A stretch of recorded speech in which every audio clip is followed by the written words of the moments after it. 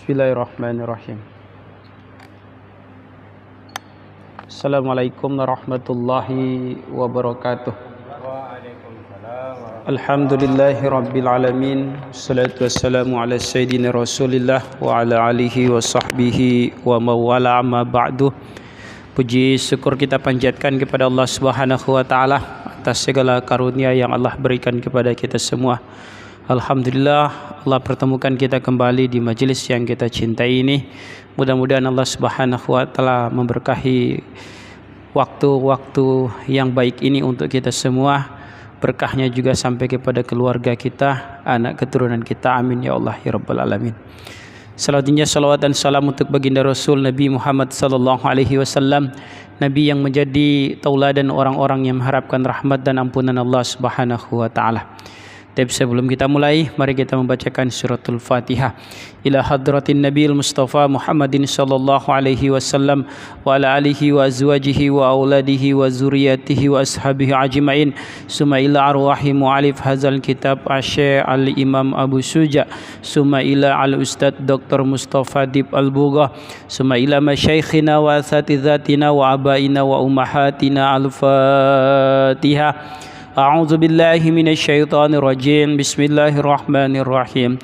Alhamdulillahi rabbil alamin arrahmanir rahim maliki yaumiddin. Iyyaka na'budu wa iyyaka nasta'in. Ihdinas siratal mustaqim. Siratal ladzina an'amta 'alaihim ghairil maghdubi 'alaihim waladdallin.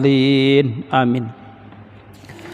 Tapi setelah kita menjelaskan tentang pembagian talak atau cerai, yaitu talak sharih wa kinayah, yaitu talak, ucapan talak yang disebutkan secara terang-terangan, dan talak yang bersifat sindiran. Kalau talak sharih itu adalah lafaz yang tidak memiliki penafsiran lain kecuali maknanya adalah cerai. Misalnya tolak tuki, aku ceraikan engkau. Aku ingin berpisah denganmu, sudah kita berpisah saja, atau saat ini ku lepas engkau dari hubungan kita. Itu talak-talak yang sifatnya sharih, yang kalau diucapkan mau diniat atau tidak diniat gitu, itu otomatis jatuh talak. Kemudian kita juga sudah membahas talak yang berupa kinayah, talak kinayah. Nah, talak kinayah ini adalah ucapan yang mempunyai pengertian cerai, juga memiliki pengertian bukan cerai, sehingga dia membutuhkan niat. Misalnya sudah pulang dulu engkau kepada orang tuamu. Nah, ini kalau diniatkan cerai jatuh cerai, tapi kalau tidak diniatkan cerai maka tidak jatuh cerai. Selanjutnya kita juga sudah membahas ada yang talaknya sifatnya sunni atau tolak sunnah, dan kemudian tolak bid'ih. Kemudian ada yang tidak termasuk bid'ih dan tidak pula termasuk sunni gitu. Nah, pada pasal kali ini kita akan menjelaskan kepemilikan talak gitu. Di dalam matannya, dalam kitabnya disebutkan wa yamlikul hurru salasa tatliqati wal abdu tatliqatain. Seorang laki-laki yang merdeka seperti orang ini memiliki 3 talak, yaitu talak 1, talak 2, dan talak 3. Nah, hal ini didasarkan pada firman Allah surat Al-Baqarah ayat 229, yang mana Allah Subhanahu wa taala berfirman, at-talaqu marotani. Talak itu ada 2 kali ulangan. Fa imsakun bima'rufin au tasrihun bi ihsan. Kalau mau ditahan, tahan dengan cara yang baik, artinya pergauli dia dengan cara yang baik. Kalau mau dilepas, maka lepaslah istrimu dengan cara yang ihsan, dengan cara yang terbaik. Wa qaulihi ba'da dzalika, dan firman Allah usai menyebutkan ayat tadi, diam dulu. Fa in talaqaha fala tahilul lahu min ba'du hatta tankiha zaujan ghairahu.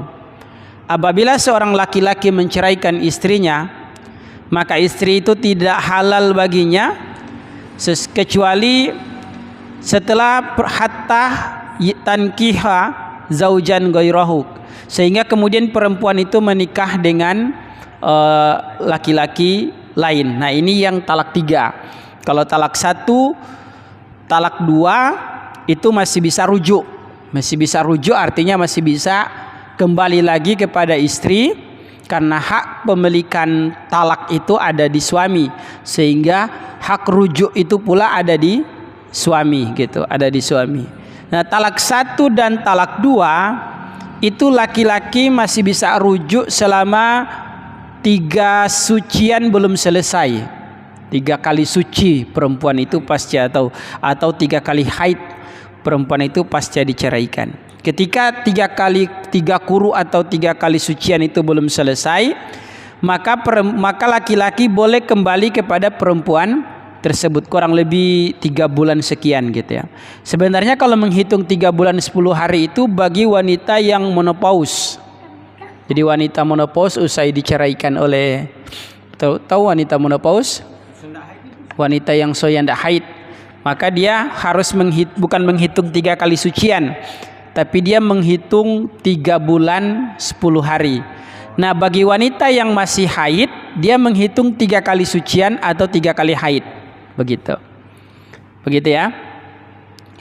Nah, kalau talak 3 ini suami sudah tidak bisa kembali lagi kepada istrinya, kendati masa iddah belum selesai, kecuali perempuan ini menikah terlebih dahulu dengan laki-laki lain, pernikahan normal tanpa sebuah rekayasa, terjadi hubungan jima antara keduanya, lalu kemudian terjadi perceraian, talak bain, habis masa iddahnya, baru boleh lagi kembali kepada sang mantan tadi. Jika tidak demikian, maka tidak bisa kalau talak 3 sudah jatuh. Nah, kemarin saya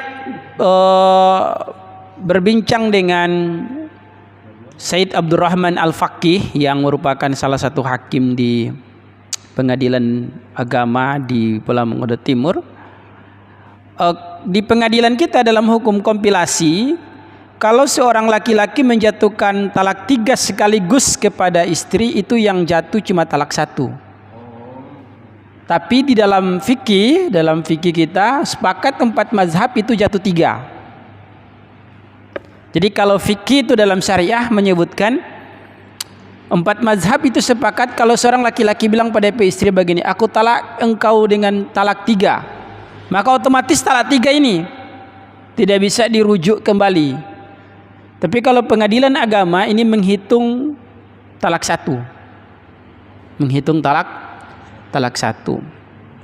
Terus bagaimana? Ya kita ikut fikihnya.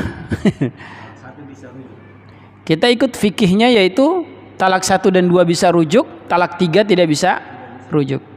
Kalau bagaimana kalau laki-laki menyebutkan saya talak 10 engkau, padahal cuma ada talak 3, maka yang jatuh 3. Yang jatuh itu apa? 3. Begitu. Rawa meriwayatkan siapa Abu Daud an Ibni Abbas radhiyallahu an qala, berkata Ibnu Abbas, firman Allah, wal mutallaqatu yatarabbasna bi anfusihinna salasata qur'in. Perempuan-perempuan yang ditolak mereka harus menahan diri mereka dengan sejumlah 3 kali quru. Wala yahilul lahunna ayyaktumna ma khalaqallahu fi arhamihinna. Dan tidak halal bagi para wanita-wanita itu untuk menyembunyikan apa yang telah Allah ciptakan di dalam rahim mereka. Artinya, kan sebenarnya ketika terjadi perceraian antara laki-laki dan perempuan, lalu pasca haid belum pernah disetubuhi, pasca haid belum disetubuhi, dijatuhkan cerai, maka si wanita ini kan walaupun ada 3 kali suci, tapi dia bisa menikah dengan laki-laki lain. 3 kali suci itu masa iddah di mana laki-laki boleh rujuk, si suami boleh rujuk. Tapi karena ketika diceraikan dengan model talak sunnih macam itu, yaitu talak sunni yaitu pasca haid belum dijima lalu diceraikan, maka si perempuan itu boleh langsung menikah dengan laki-laki pilihannya, begitu. Karena rahimnya kan suci. Makanya Allah singgung di sini, wala yahilul lahunna ayaktumna ma khalaqallahu fi arhamihinna. Tidak halal bagi laki-laki, bagi seorang perempuan untuk menyembunyikan apa yang telah Allah ciptakan di dalam rahim mereka. Artinya kamu harus jujur kalau kamu benar sudah disetubuhi, ada janin, kamu hamil, ya kamu harus tunggu dulu waktu masa idah, masa idahmu. Kapan masa idahmu selesai? Pasca kamu melahirkan. Kalau dia lagi hamil.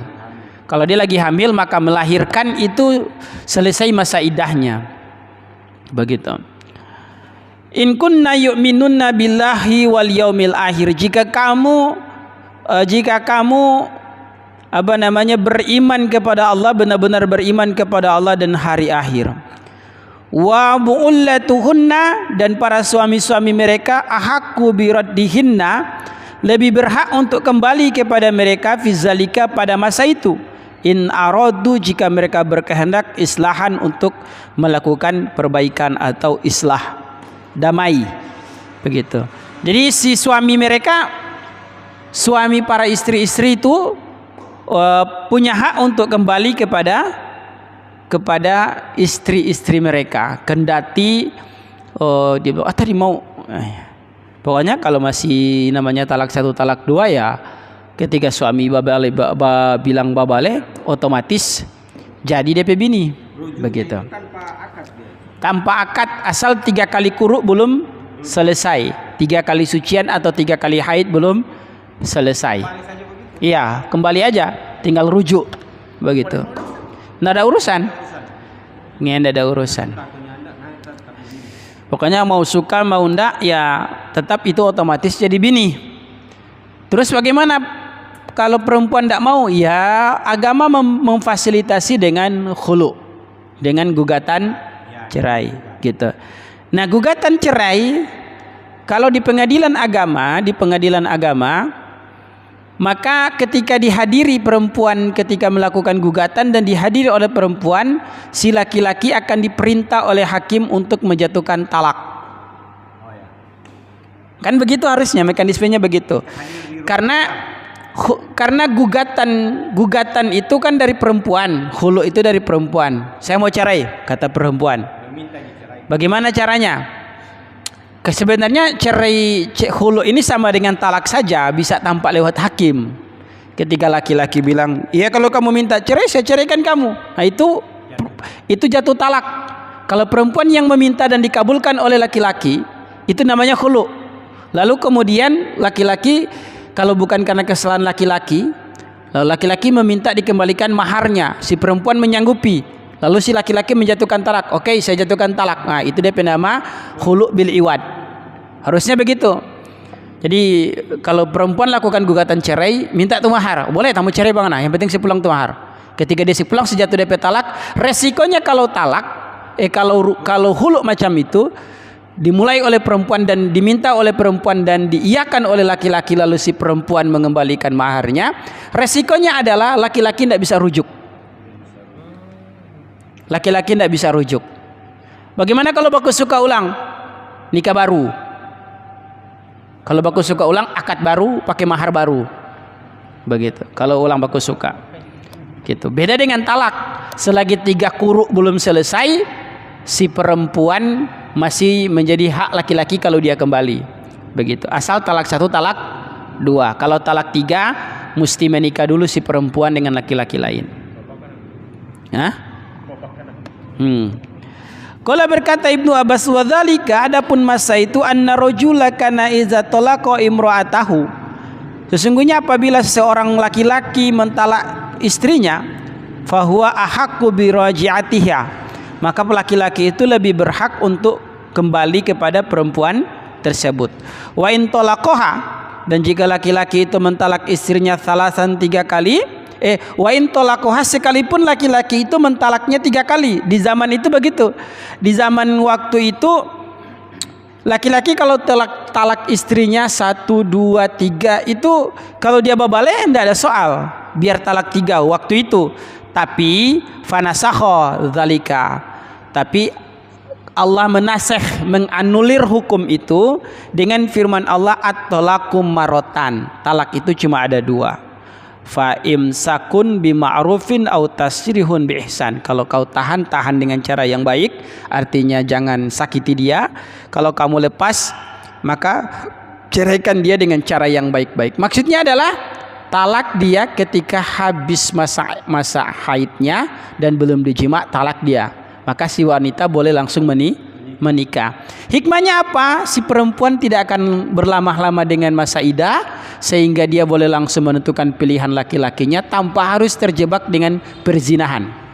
Karena riskan terjadi perzinahan pasca perceraian itu, kalau kemudian lama-lama di dalam jomblo begitu, apalagi jomblo ilegal, gitu kan?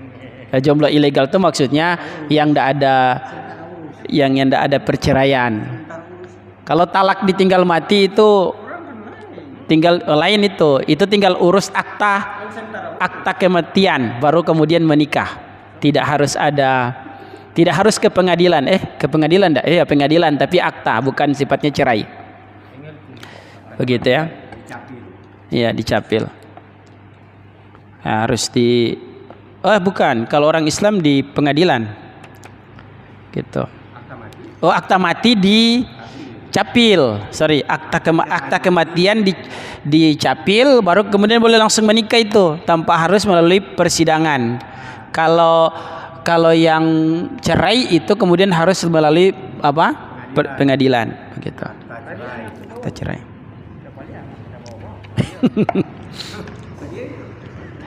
Gitu ya. Jadi ayat ini menganulir hukum sebelumnya, gitu, bahwa kalau dulu boleh biar talak 3 boleh rujuk, tapi ayat ini kemudian memberi batasan, talak 1 dan 2 boleh rujuk, begitu. Angka perceraian di Baltim itu menurut Kementerian Agama itu tinggi sekali, dan yang terjadi korbannya adalah anak-anak yang menikah di bawah usia. Gitu. Nah itu persoalan yang rumit juga sebenarnya. Nah pertanyaannya, oke, lanjut. Wal abdu tatliqataini, budak itu hanya memiliki 2 talak. Talak 1, talak 2, itu talak 2 dia berlaku sebagaimana talak 3 pada orang merdeka, gitu.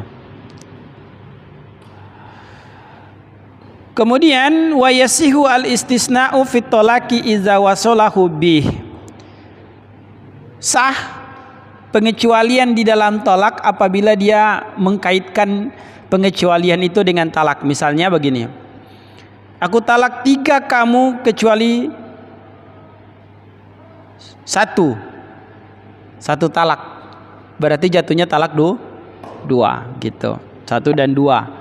Atau aku talak 3 kamu kecuali aku talak kamu kecuali dengan talak 3, berarti talak 1, 2 jatuh, misalnya begitu, itu sah.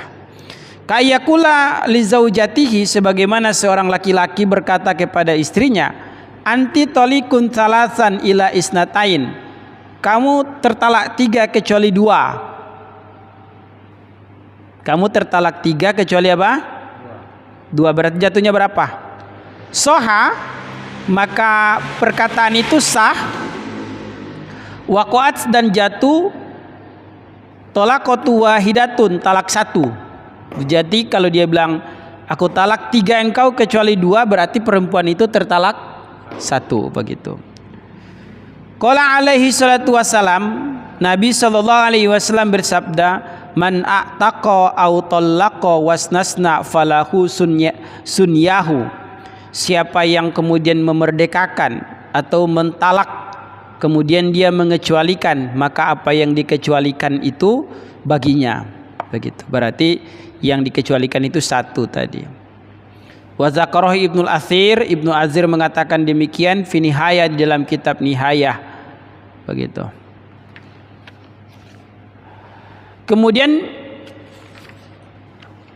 wa yasihu ta'liquhu bisifati wa syarti. Sah cerai itu digantungkan dengan cara digantungkan dengan sifat atau dengan syarat. Misalu ta'liqihi bisifat, contoh menggantungkan atau mengkaitkan talak dengan sifat adalah ayyakula laha, si laki-laki ini berkata kepada istrinya, anti talikun fi syahri kadza, aku ceraikan kamu, gitu kata si suami begitu, di bulan apa, dia cuma bulan gitu, cuma bulan Muharram kayak ke bulan apa. Nah nanti di bulan Muharram itu baru dia jatuh talak. Jadi sebelum datang bulan itu nggak ada soal, begitu. Tamu si laki-laki bilang, contoh aku ceraikan kamu kalau kita mau dapat 1 ons di tambang misalnya. Kalau selama nak dapat no, ya nak terceraikan. Tapi kalau dapat berarti terceraikan. Nah, itu digantungkan dengan syarat namanya, gitu. Atau izan nazalat al amtaru fatat luku inda tahakkuki sifat. Aku akan, apabila turun hujan yang lebat, maka kamu jatuh cerai, si laki-laki bilang. Nah ketika turun hujan lebat, si perempuan itu jatuh cerai. Wa misalu taklikihi bisyarti, dan contoh talak yang digantungkan dengan syarat. Kalau tadi dengan sifat, ayyakula laha iza dakhalat ad-dara fa anti talikun. Kalau kamu masuk di rumah, maka kamu jatuh cerai.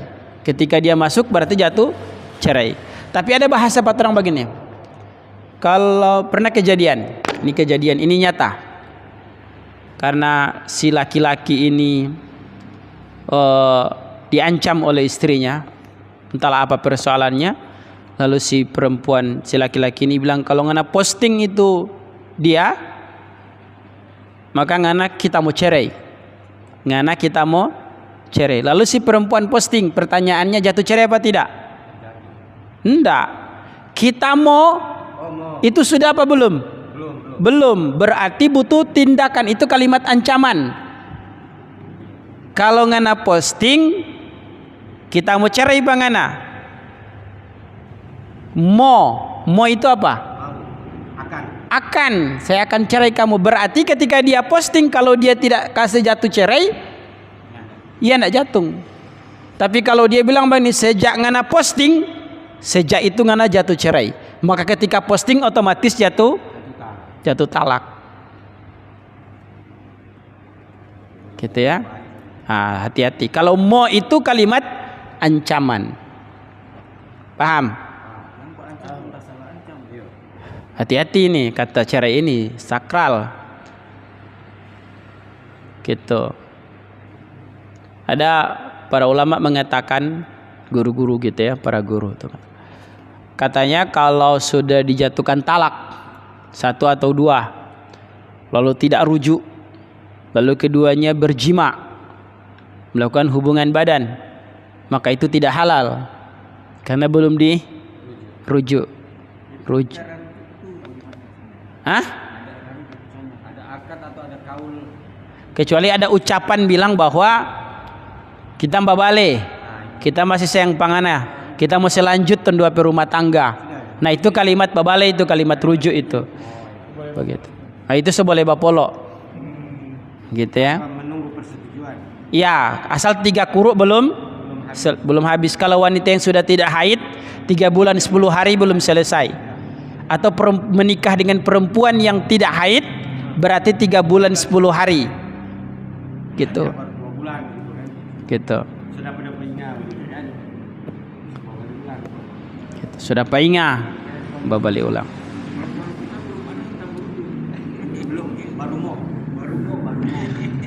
Wala yaqa'u talaqqu qabla nikah. Tidak ada cerai sebelum nikah. baru ancam-ancang merencana mau nikah, baru masuk minta so cerai, tak cerai panganan ndak jadi. Karena tidak terjadi pernikahan.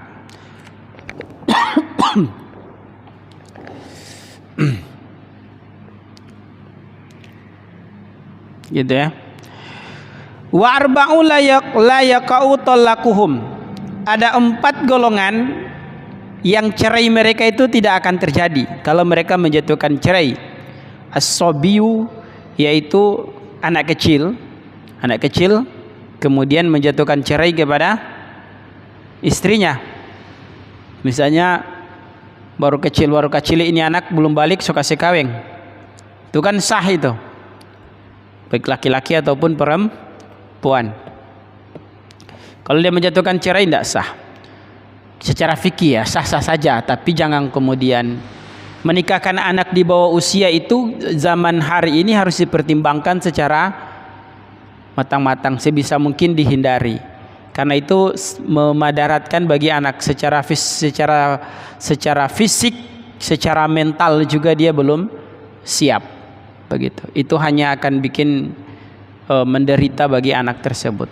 Nah kan orang menikah tahu bagaimana 5 tahun pertama menikah itu masa paling krusial. Lalu anak yang belum mampu untuk hidup secara mandiri sudah dinikahkan, sehingga memang pergaulan anak-anak kita itu harus dipantau, diwaspadai, begitu. Wal majnun, dan talak orang gila. Ada si perempuan punya suaminya gila, lalu suami menjatuhkan cerai kepada istrinya, ndak jatuh talaknya, ndak jatuh. Wa naimu, dan orang yang tidur dalam keadaan tidur, kemudian ngigau dia jatuhkan cerai kepada istrinya. Nah, ndak jatuh itu. Wal makruhu, dan orang yang dipaksa untuk diceraikan, si perempuan pemantan, orang kaya raya, pejabat, mafia lagi. Kemudian dia paksa cerai apa bini, mau cerai tak mau bunuh mana. Nah, kalau dalam keadaan terpaksa lalu dia menjatuhkan cerai, tidak jatuh. Hal ini didasarkan pada sabda Nabi sallallahu alaihi wasallam, raf'ul qalam an salasatin. Qalam itu diangkat, artinya tidak dicatat status hukumnya, dari 3 perkara, dari 3 golongan. An-naimi, yang pertama orang yang tidur hatta yastayqadha, hingga kemudian dia tersadarkan, gitu kan. Wa ansabi, dan dari anak kecil hatta yahtalima, sampai kemudian dia dewasa. Wa anil majnun hatta yaqila, dan dari orang gila sampai kemudian dia sadar dari kegilaannya. Nah, itu dalilnya, sehingga talak dari anak kecil, orang gila, orang tidur, orang yang dipaksa terhadap istrinya, talaknya itu tidak jatuh atau tidak sah. Demikian, mudah-mudahan manfaat. Ada pertanyaan nanti ditanyakan. Kita tutup dulu. Wallahu muwaffiq ila aqwamit thoriq. Assalamualaikum warahmatullahi wabarakatuh.